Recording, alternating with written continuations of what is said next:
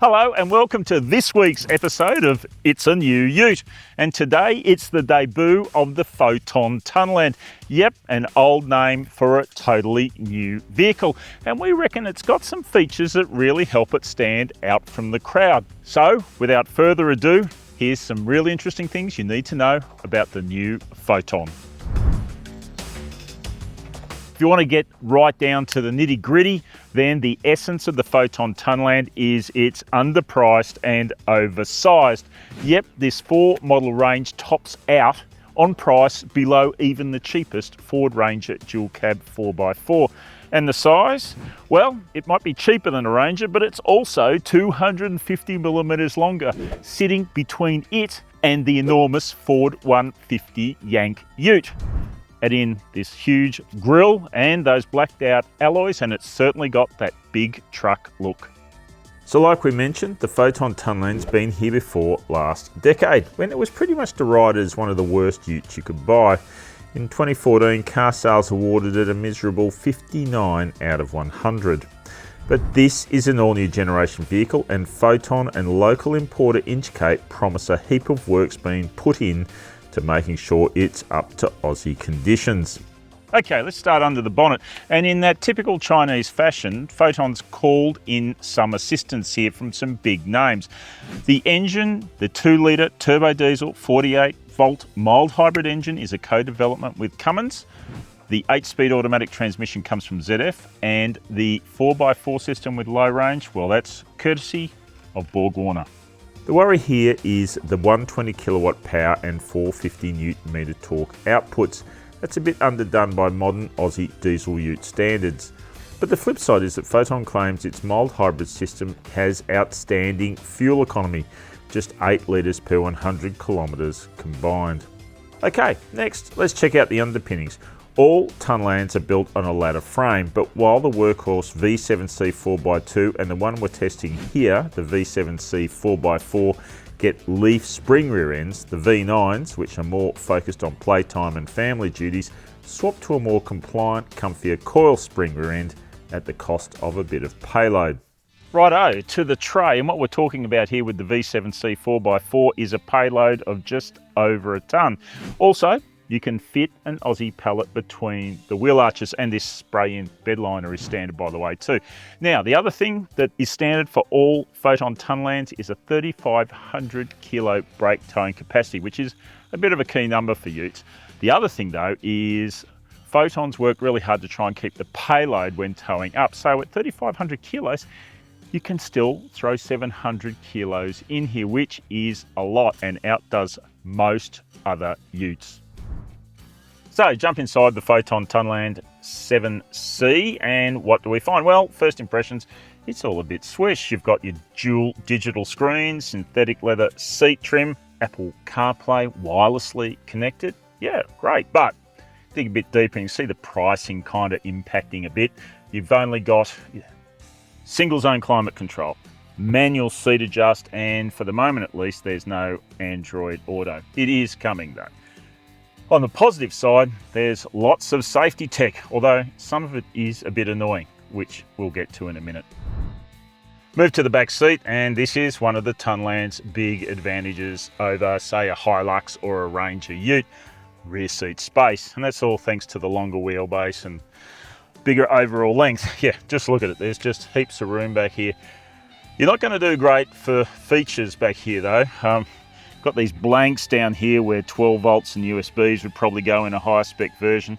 You do at least get some air conditioning vents, but you're buying real estate here, that's the bottom line.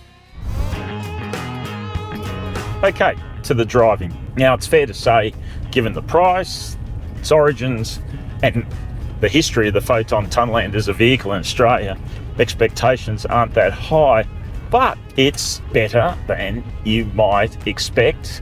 Maybe not as good as you might hope, but still, it does have some positives. First impressions weren't actually that great. Found the steering a bit gluggy and heavy, and the brake pedal in the first car I jumped into was a bit soft, and the ride was very stiff, but gradually acclimatised to the car. Firstly, that ride, there's no doubt, especially the leaf spring models, they've been set up stiff to be able to carry a substantial load. It's a cornerstone of what the car's about. They clearly want to get a solid fleet audience out of this vehicle, you know, working use. So, but you put 450 kilograms in sand in like we could on this launch, and it settled it down. Also, we drove a very winding road called the Reefton Spur today, and it's quite smooth. And on that road, this vehicle actually behaved pretty well. It has the stiffness of the chassis tends to keep it under control in terms of body roll and things like that. Turns in quite nicely. And if you pick out the steering setting you like, there are 3, and I like the lightest setting. And it was actually quite nice to drive, surprisingly so. And testament to the fact that they've been Foton and Inchcape have worked together hard to tune this vehicle for Australia over the last 12 months. It really has made a difference. Okay, what hasn't been improved by 12 months worth of effort is the engine. Okay, it's Euro 6E, so that makes it important for Tunland in Australia, NVES and so on. Oh, mate, that was a big hit.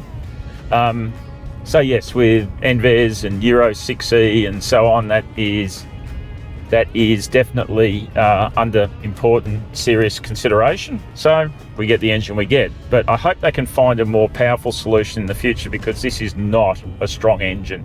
Yeah, sure, tip-in throttle, there's some smoothness there initially, but it doesn't really get really overwhelmed by diesel rush or anything like that later. It's a big heavy vehicle, 2.3 tons nearly before anyone sits in it. So, you know, it's having to move a fair amount of weight, considering the claimed braking capacity and the payload that it can take, which is both terrific numbers. You got to hope that it can cope with that, and we really need to tow with it, do a carsales towing test to establish how impacted it is by towing a big load. Another bump. It rides it pretty well, really.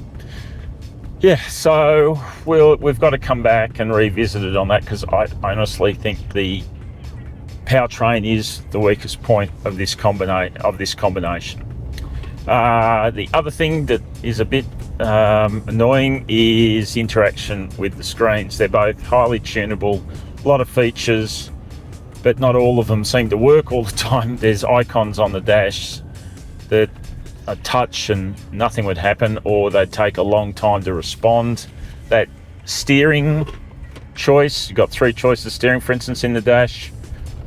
Repeated dabs to try and get it to change the steering setting. That's annoying. There's a traffic sign recognition function, which is quite intrusive in its audible warnings. That's a bit annoying too, but that's switchable. Look, it just seemed a bit clunky the way it was set up. I mean, another example is you've got multiple drive modes in this thing, both on-road and off-road, and I couldn't change them at one point. I'm driving along the road and I wanted to change from one mode to another, but because I was set in some other field here in the instrument cluster, it wouldn't recognise the setting when I twirled the knob down here. Quite frustrating and distracting too. I think that's a problem there. Okay, so talking of off-road, really need to cover that off. We didn't do any serious off-roading, never required 4 low, but the country we did climb, descend and traverse didn't touch down at any point. It's got 240 millimeters of ground clearance, this thing, so it's a fair old amount. So didn't touch down at any point. The weakest point was the engine, climbing a steep hill where I thought at one point we were going to stall as the revs dropped really, really low before it snatched a shorter gear.